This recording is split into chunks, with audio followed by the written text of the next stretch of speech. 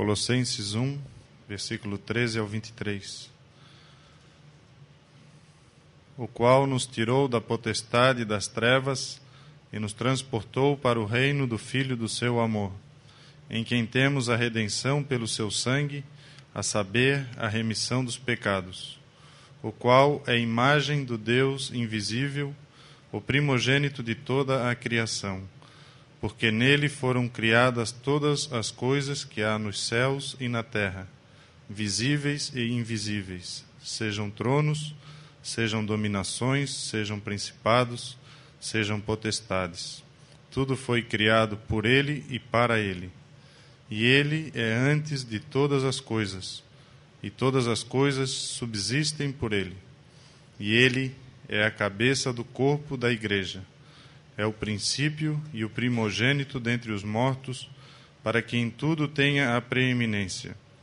Porque foi do agrado do Pai que toda a plenitude nele habitasse, e que, havendo por ele feito a paz pelo sangue da sua cruz, por meio dele reconciliasse consigo mesmo todas as coisas, tanto as que estão na terra como as que estão nos céus. A vós também, que noutro tempo éreis estranhos e inimigos no entendimento pelas vossas obras más, agora, contudo, vos reconciliou, no corpo da sua carne, pela morte, para perante ele vos apresentar santos e irrepreensíveis e inculpáveis, se na verdade permanecerdes fundados e firmes na fé, e não vos moverdes da esperança do evangelho que tendes ouvido, o qual foi pregado a toda a criatura que há debaixo do céu, e do qual eu, Paulo, estou feito ministro.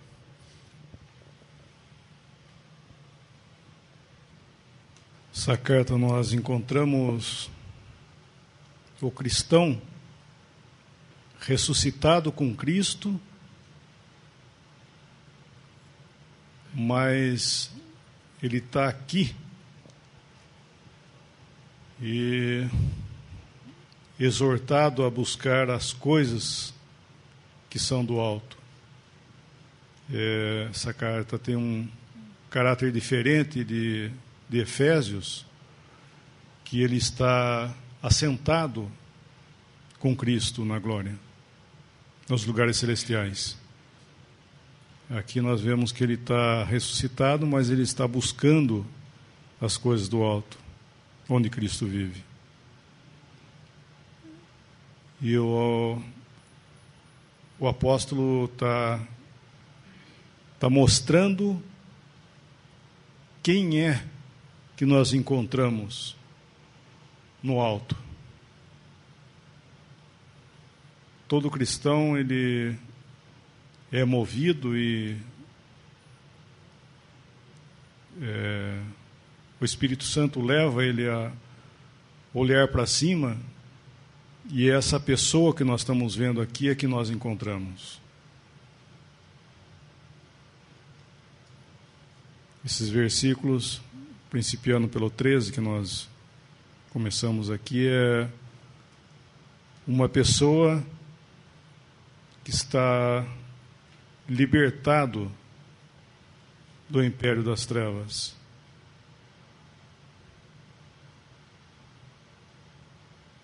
E tem todo o privilégio de conhecer em liberdade essa pessoa que o libertou, que é Cristo.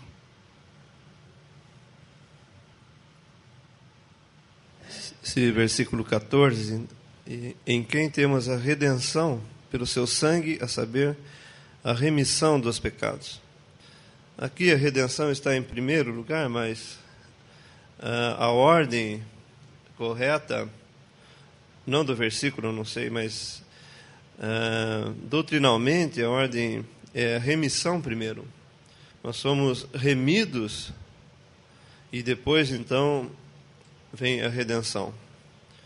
Esse pensamento é o que está em Êxodo, quando primeiro foi derramado o sangue e remiu os primogênitos. Depois, então, a redenção se deu. A saída, né, o translocar de um lugar para outro é a redenção. Então nós temos primeiro a purificação, primeiro essa expiação pelo sangue, para nós podermos sair. Para eles poderem sair do Egito, tinha que vir primeiro a remissão. Primeiro o sangue derramado, e depois então Deus podia continuar a sua obra trasladando o seu povo, porque o sangue já tinha sido derramado. A imagem do Deus invisível, o primogênito de toda a criação. Essa pessoa tem sido largamente atacada. A pessoa do Filho, o Filho eterno. E tantas revistas que se dizem científicas acabam tendo como ocupação principal atacar essa pessoa, esse nome. Mas o que nós vemos nas Escrituras é exatamente isso. Ele é a imagem do Deus invisível, primogênito de toda a criação. Ele não foi criado. Esse primogênito de toda a criação aqui é que antes de que qualquer coisa fosse criada, ele já era. Antes de qualquer coisa. Se nós pudermos voltar os nossos pensamentos, voltando, antes da criação do mundo, antes da criação do homem, antes da criação nesse mundo, antes dos anjos, a criação dos anjos. É interessante, os anjos foram criados um a um. Anjo não procria. Eles foram criados um a um. Antes de qualquer coisa, ele já era. Ele era o Verbo que estava com Deus, e o Verbo era Deus. Podemos ler esse versículo em João, capítulo 1, versículo 1 de João. O Evangelho de João, capítulo 1, versículo 1. No princípio era o Verbo, e o Verbo estava com Deus, e o Verbo era Deus. Ele estava no princípio com Deus. Todas as coisas foram feitas por ele, e sem ele, nada do que foi feito se fez. Nele estava a vida, e a vida era a luz dos homens. E a luz resplandece nas trevas, e as trevas não a compreenderam. O Verbo estava com Deus, e o Verbo era Deus. Se nós parássemos no meio do versículo, o Verbo estava com Deus, então poderia-se ter aquilo que muitos que se dizem até cristãos negam a divindade de Cristo, co-igual com o Pai. Pai, Filho e Espírito Santo. Se nós parássemos no meio do versículo, o Verbo estava com, então poderia ter-se razão de dizer que ele era inferior a Deus. Porque sempre uma pessoa inferior está em companhia de uma superior. Mas aqui nós vemos que ele continua. E o Verbo era Deus. Então isso tira toda essa ideia de que ele apenas estava com Deus, mas ele era Deus. Essa pessoa tem sido atacada primeiro na sua divindade, quando se quer negar a divindade, como testemunhas de Jeová, por exemplo, que negam a divindade, um fundamento do cristianismo. Negar a divindade de Cristo é dizer que tudo o que ele fez também não serviu para nada, porque o que dá valor à obra de Cristo é a pessoa que fez a obra. Ele ser Deus, o Filho eterno, Filho de Deus eterno, Deus em todo sentido da palavra, se fazendo carne para cumprir uma obra. A vontade de Deus, fazer a vontade de Deus, salvar pecadores e tudo, enfim, o que essa obra significa. Mas o valor da obra está por causa da pessoa que realizou a obra, o Filho eterno de Deus. E voltando ao nosso capítulo, também o Espírito Santo é o guardião dessa pessoa, aquele que, ao inspirar as Escrituras, tomou todo o cuidado para manter essa pessoa intacta, imaculada, e também manter essa posição dele, de Deus. O Filho estava na terra para glorificar ao Pai. O Espírito Santo está na terra para glorificar o Filho, trazer toda a glória, para não falar de si mesmo, mas toda a glória a essa pessoa. O versículo 16, então, nós vemos o Espírito Santo cuidando em mostrar e tirar toda a ideia de que ele foi criado. Porque ele diz, porque nele foram criadas todas as coisas que há nos céus e na terra, visíveis e invisíveis, sejam tronos, sejam dominações, sejam principados, sejam potestades, tudo foi criado por ele e para ele. E ele é antes de todas as coisas. E todas as coisas subsistem por ele. E ele é o cabeça do corpo da igreja. E em tudo ele tem a primazia. Mas o cuidado em guardar essa pessoa, em guardar realmente o significado dessa pessoa, guardar o que ele é em si mesmo. Deus eterno. Só Deus é eterno. Pai, Filho e Espírito Santo. Outras coisas são coisas criadas, mas ele é eterno. Um versículo mais, no próprio Evangelho de João também. Capítulo 12. João 12. O irmão está falando da pessoa do Senhor Jesus, o Filho eterno. João 12, versículo 24.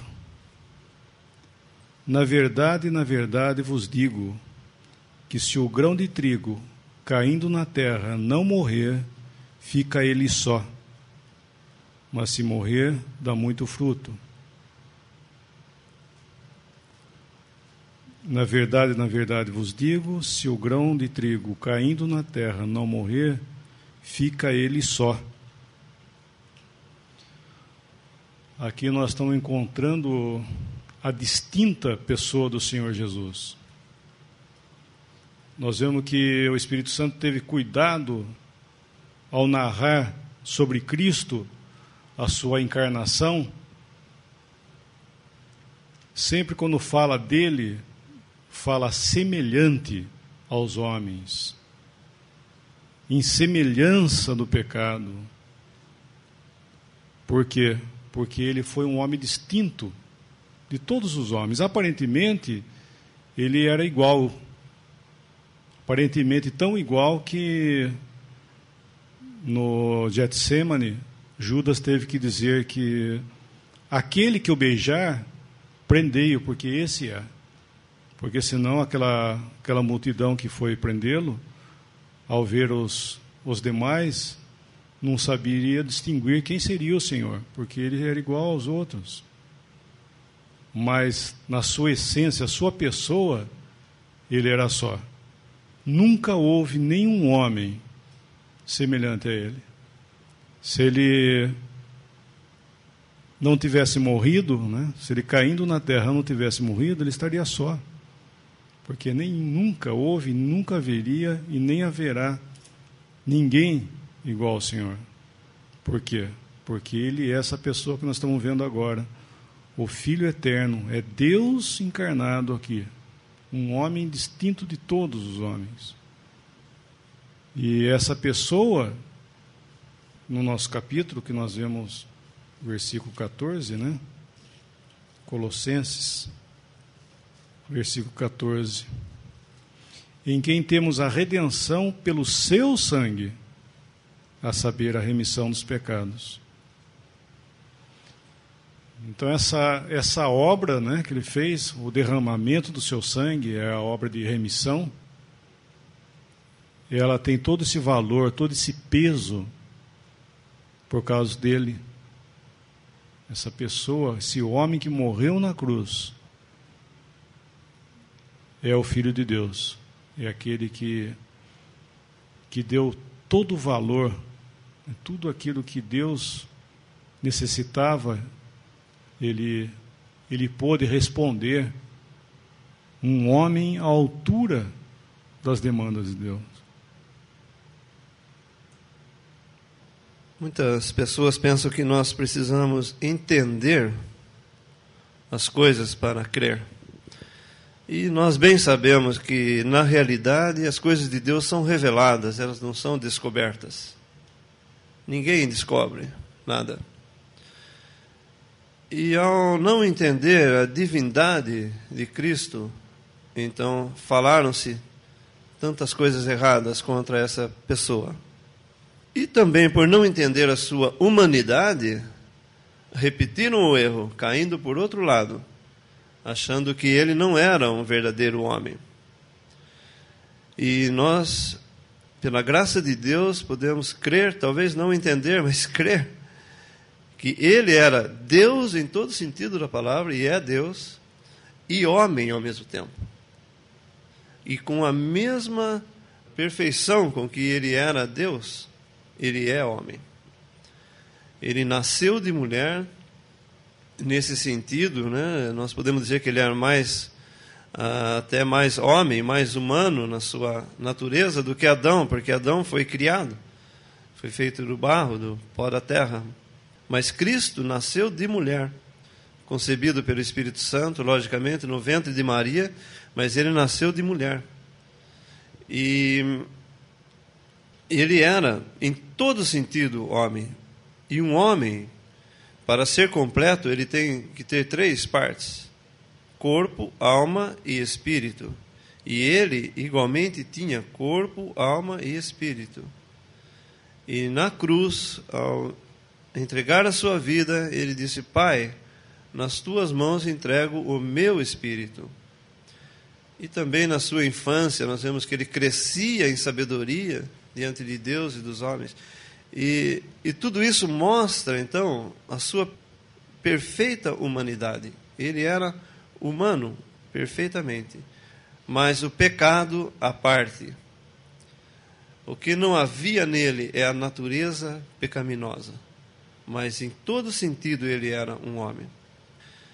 Quando diz que o grão de trigo caindo na terra, isso é a encarnação. Cristo encarnado.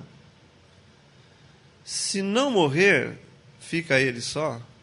Isso significa que ele, na sua humanidade santa, ele estava sozinho. Ele não baixou ao nível do homem pecador. Ele elevou o homem à sua altura. Ele elevou o homem à glória. Ele não abaixou ao nível pecador do homem. A única coisa que nos diz a Escritura é que ele foi feito sacrifício pelo pecado por nós. Ele foi feito pecado por nós, significa que ele foi feito sacrifício pelo pecado. O pecado não toca a ele, nunca tocou. Mas na cruz ele recebeu os nossos pecados para receber o juízo de Deus sobre ele. Então ele não abaixou ao nível do homem de ser pecador como homem. E esse é outro ataque muito grande que a maioria das revistas que se pega, que se lê, procuram macular essa pessoa, dizendo que ele era também um pecador como os outros, de maneira nenhuma. Por isso que nós vemos que ele foi feito semelhante aos homens, semelhante à carne de pecado, e nunca diz a mesma carne. E é por isso que, então, se ele caindo na terra, na sua encarnação, ele não morresse, ele ficaria só. Mas morrendo, ele elevou o homem, ele tirou o homem dessa baixeza que ele estava, como pecador, e transportou para a sua posição que ele tem agora. Nós temos hoje um homem na glória, E, como nós vamos ver nos versículos seguintes, o primogênito dentre os mortos e o primeiro a estar lá na glória, onde ele será seguido pelos demais, por quem ele morreu.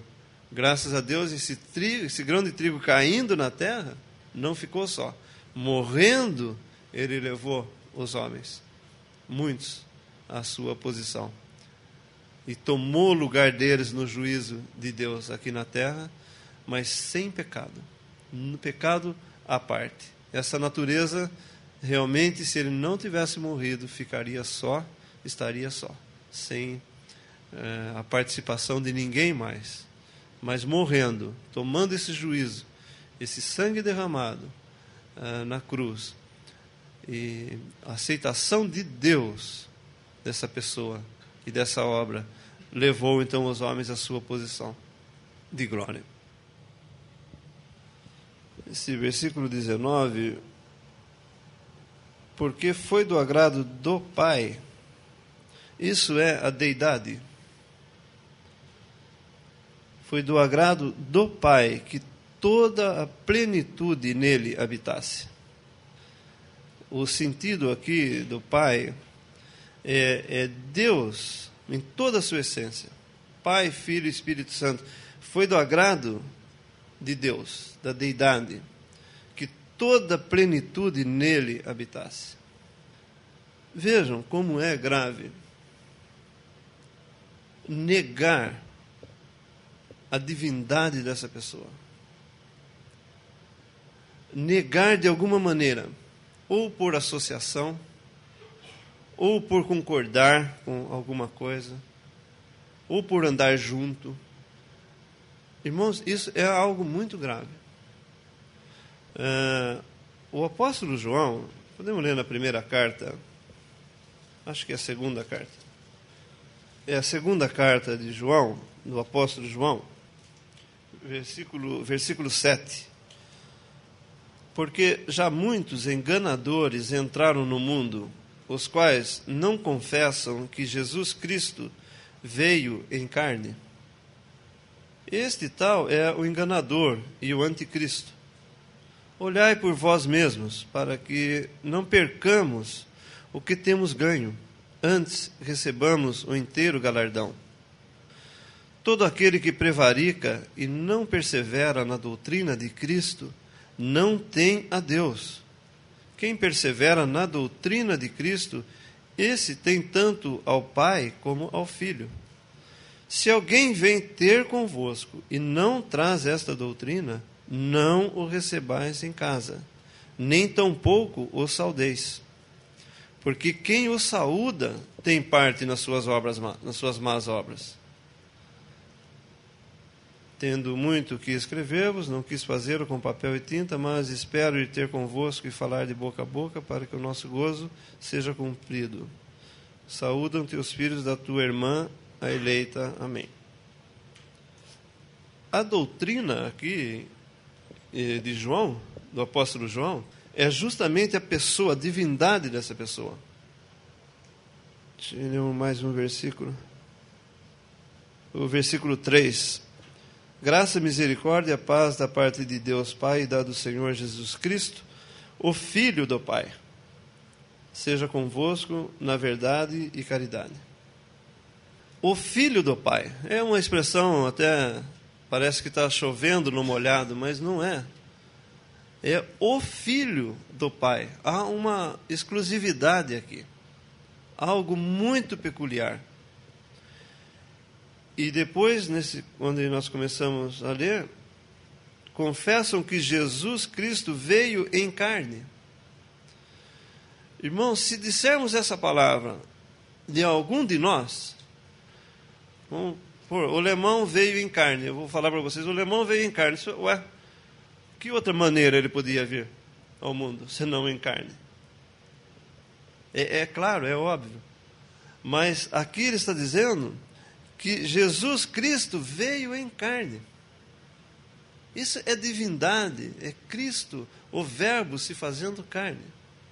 Porque qualquer outro homem seria a coisa mais óbvia que ele veio em carne, mas aqui ele está dizendo que Jesus Cristo veio em carne. É a divindade, é aquilo que o Espírito Santo está guardando com todo o seu zelo e em todas as partes das Escrituras. A pessoa, essa divindade. E depois nós vemos que, no versículo 10, se alguém vem ter convosco e não traz esta doutrina, que doutrina? De que ele é Deus, é sua divindade. Não o recebais em casa. Tá bom, nós podemos pensar, tá bom, se aparecer alguém que nega a divindade de Cristo, eu não vou falar para ele entrar em casa. Mas não é só isso, ele fala, nem tampouco o saudeis. É algo mais. É uma separação, é uma indignação que nós devemos ter, que realmente eu não devo saudar uma pessoa assim. Por quê? Porque quem o saúda tem parte nas suas obras más. Isso é contaminação por associação. Nós estamos nos contaminando. Você pode dizer, tá bom, mas eu não penso como ele. Ele diz que Cristo não é Deus, mas eu não penso como ele, mas eu ando com ele. Não, mas por associação, você é também uma pessoa que está negando a ele. Porque ele fala aqui, quem o saúda tem parte nas suas más obras. Vejam que coisa. É contaminação por associação. É o mesmo que nós estarmos no meio de uma congregação qualquer, e nós sabemos que ali tem um adúltero, uma pessoa que vive em adultério. E nós continuamos ali com ele. Aí alguém vem nos alerta e fala, olha, tem uma pessoa no meio de vocês que é um adúltero. Ah, tá bom, ele é, mas eu não. Eu não concordo com ele. Tá bom, mas você está em comunhão com ele. Você está junto com ele. Então, há uma coisa nas Escrituras que nos fala de que há uma contaminação por associação. 1 Coríntios 10 também fala do altar. Coisas sacrificadas aos ídolos. Tá bom, eu não concordo com o ídolo. Mas você está comendo no mesmo altar. Você está tendo comunhão no mesmo altar. Você está associado com os ídolos. Então, isso é um alerta, né, muito grande para nós. Nós estamos, o que eu quero dizer com tudo isso? Nós estamos em relação e em comunhão com uma pessoa e professando essa comunhão com uma pessoa que é tudo o que ela é em si mesma. Deus verdadeiramente, único Deus verdadeiro, vida eterna e homem ao mesmo tempo. Nós não podemos negar, não podemos macular, tocar nessa pessoa. E sem falar, então, dos que também se contaminam por não aceitarem a sua obra ou acrescentar a sua obra, que também é um outro assunto. Mas a pessoa de Cristo é tão imaculada que nós não podemos macular nem sequer por associação. É interessante nós vermos também nesse versículo 16 do capítulo que nós estamos estudando, que diz que porque nele foram criadas todas as coisas que há nos céus e na terra, visíveis e invisíveis, sejam tronos, sejam dominações, sejam principados, sejam potestades, tudo foi criado por ele e para ele. E ele é antes de todas as coisas, e todas as coisas subsistem por eles. Então, como nós estamos vendo aqui, falando da deidade de Cristo, né? É aquele por quem todas as coisas foram criadas, e aquele por quem todas as coisas subsistem. E quando às vezes nós podemos pensar em todas as coisas, em criação, a gente pode pensar naquilo que apenas em animais, em plantas, em coisas desses, mas não, são todas as coisas, coisas visíveis e invisíveis. Todas as coisas que existem foram criadas por Cristo e para Cristo. E muitas vezes nós queremos, de alguma forma, criar, por assim dizer, alguma coisa. Nós pensamos que nós podemos fazer alguma coisa, mas tudo aquilo que nós quisermos, de alguma forma, fazermos, nós precisamos primeiro saber se isto é de Cristo e para Cristo. Porque por Ele subsistem todas as coisas. Porque se nós formos fazer uma coisa, qualquer ela que seja, que não seja por Cristo e para Cristo, essa coisa não vai subsistir. Porque é nele que todas as coisas foram criadas. E é para Ele que todas as coisas foram criadas. E é por Ele que todas as coisas subsistem. Esse pensamento da divindade do Senhor Jesus é maravilhoso. E eu estava pensando naquele versículo em Lucas, quando o anjo anuncia o nascimento para Maria. E há uma palavra nesse versículo que é muito importante.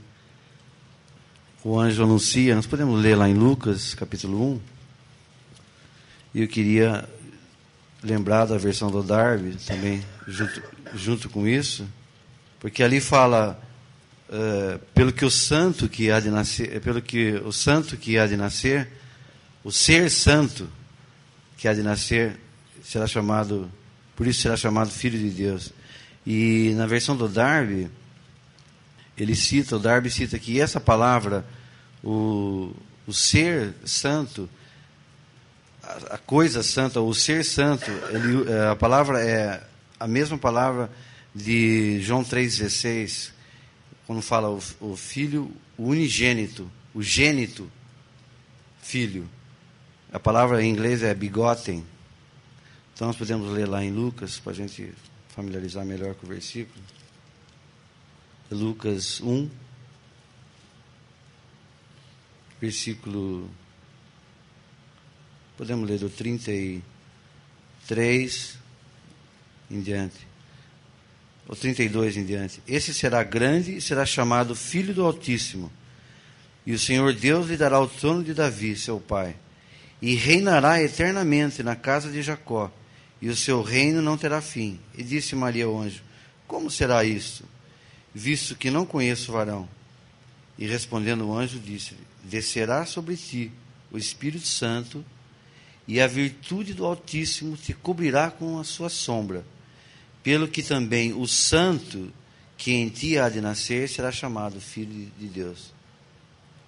Pelo que também o ente santo, ou o gênito santo, que de ti há de nascer, será chamado Filho de Deus. Isso nos sugere o único, como os irmãos estavam falando, é o exclusivo Filho de Deus, é o único, incomparável, é o único Filho de Deus. Ser santo. E podemos pensar também que o Senhor Jesus, sendo esse santo, como o irmão estava falando,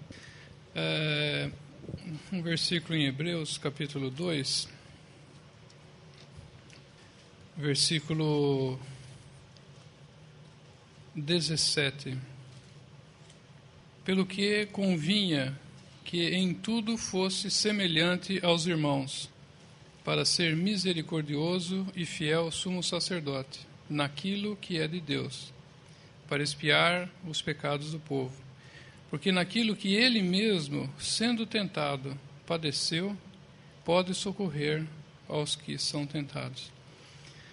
Eu estava pensando no Senhor Jesus, quando ele, em João, capítulo 11, quando ele vê a morte de Lázaro, e nós vemos que o Senhor chorou, né, o sentimento que ele teve foi ele foi profundamente estressada a sua alma, né, a palavra que é usada, e nesse profundo estresse ele chorou. Mas ele não chorou como a gente choraria, né, pela morte de uma pessoa querida, mas ele chorou com um sentimento muito mais profundo, porque ele viu na morte de Lázaro onde a sua criatura havia caído. O homem, né, que ele havia formado, né, com tanto amor e com tanto desejo de ter comunhão. Nós vemos então o homem se apartando de Deus e o pecado entrando no mundo, e a morte sendo aquilo que é o salário do pecado, né? O pecado trouxe a morte, e ali o Senhor Jesus contemplando a morte, além de, obviamente, sendo Lázaro uma pessoa que ele amava, e ele amava a todos, né, de igual maneira, não havia diferença no amor do Senhor, mas ele contemplando ali, num sentimento perfeito, contemplando a morte, e assim então tendo esse profundo sentimento no seu coração, e assim chorando. E interessante que quando o Senhor, também no jardim, né, quando ele, antevendo a cruz, nós vemos, né, que ele ficou numa profunda agonia, porque ele, nunca nenhum de nós contempla o pecado da forma com que Cristo contemplava. Por causa que nós somos pecadores e temos o pecado, e temos até, vamos dizer, algo dentro de nós que responde à tentação. O Senhor não tinha nada dentro dele que respondesse a uma tentação. Ele era sem pecado, sem condição de pecar. Ele não tinha nada que respondesse à tentação. Mas ele sofria com o pecado. Ele sofria de ver a questão do pecado. E nós podemos imaginar, às vezes nós, diante, né, de uma situação de pecado, nós sentimos uma repulsa, assim, né, uma coisa, né, no nosso coração. Nós podemos imaginar o Senhor, o quanto que ele sofria com o pecado. O quanto que é grave, o quanto que machuca o coração do Senhor, um pecado. Talvez se nós tivéssemos compartilhar com esse sentimento que o Senhor tem de repulsa ao pecado, talvez a nossa vida, sem dúvida, seria muito mais cuidadosa, assim, no sentido de andar longe, né, do caminho que não agradasse ao Senhor. E que o Senhor nos ajude, né, a que nós tenhamos comunhão com esse sentimento que o Senhor sempre teve, né,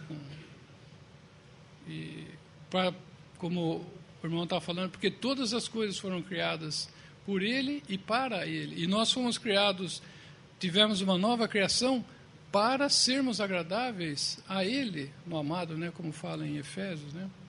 Possamos, assim, andar para a glória de Cristo, né?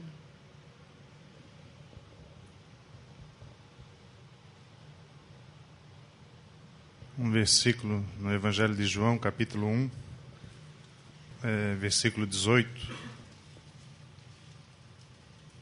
Deus nunca foi visto por alguém.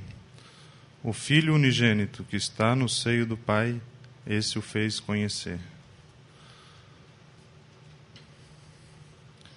Nós estamos lendo em Colossenses, falando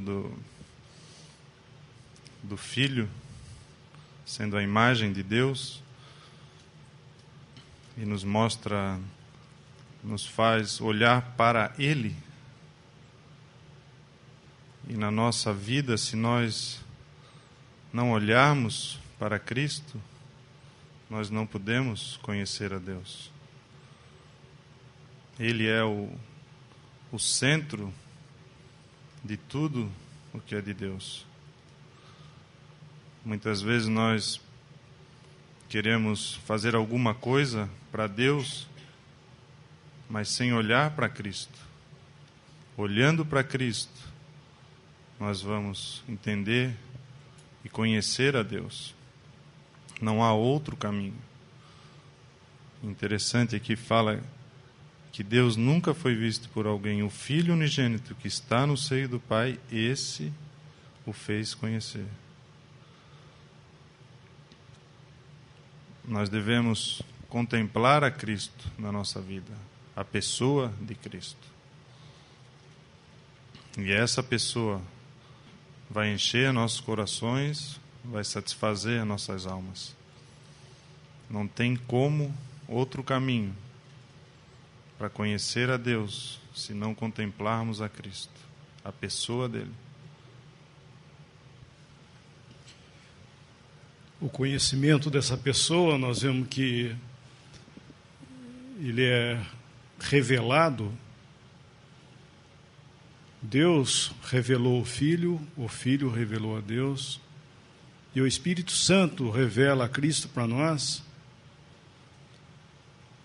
e nós estamos vendo aqui essa pessoa distinta, né? O conhecimento dele é diferente de tudo aquilo que nós aprendemos aqui nesse mundo, naturalmente. Nós lembramos que o maná que Israel colhia para o seu alimento, que era uma figura de Cristo, nós vemos que a cada dia eles tinham isso. E ele descia e ele não tocava a terra. Eles, logo pela manhã, eles levantavam, antes que o sol esquentasse, né? Eles colhiam esse maná porque ele não tocava na terra. Então é interessante que Cristo, ele não se compara a nada nesse mundo e não toca a nada nesse mundo. Ele é um alimento, é uma pessoa divina, como nós estamos vendo, e nós o recebemos do alto, e não por coisas, por meios desse mundo. Ele vem de cima e não toca a nada nesse mundo. Então, nós devemos entender que necessitamos um espírito, como nós temos visto já em oração ontem, um espírito de humilhação, né? Sabendo que nós temos Ele é nosso, Ele é tudo para nós, e o Espírito Santo quer falar de Cristo para nós. E o que nós devemos fazer? Sujeitar, ficar esperando revelação, que Ele fale, como nós cantamos, mais de Jesus, e Ele quer falar para nós. A carta de Romanos, por exemplo, o apóstolo usa muito a palavra sabemos que, sabedores que. Ele não diz que nós entendemos, ele diz que nós sabemos. Ele diz que nós sabemos. Por quê? Porque essa pessoa, ela é eterna, né? Tanto a sua pessoa como todos os seus atributos, tudo, enfim, toca a eternidade. Então nós não podemos realmente entender, porque é profundo, mas nós sabemos. O apóstolo fala, nós sabemos, e isso é maravilhoso, porque isso é revelação. Saber é revelação. Então, as reuniões, né, que nós sentamos aqui para ouvir a palavra de Deus, ou quando vamos ler em casa, nós vamos entender que ela vem de cima. Esse versículo que o irmão leu para dar graça, de João também, João 2, ele diz que aqueles que serviram o vinho, eles sabiam de onde havia vindo o vinho. Então nós devemos entender que, de uma certa forma, quando servimos esse bom vinho, nós devemos saber de quem que ele está vindo. Devemos conhecer daquele que nós estamos falando, daquele que nós estamos meditando. Essa pessoa única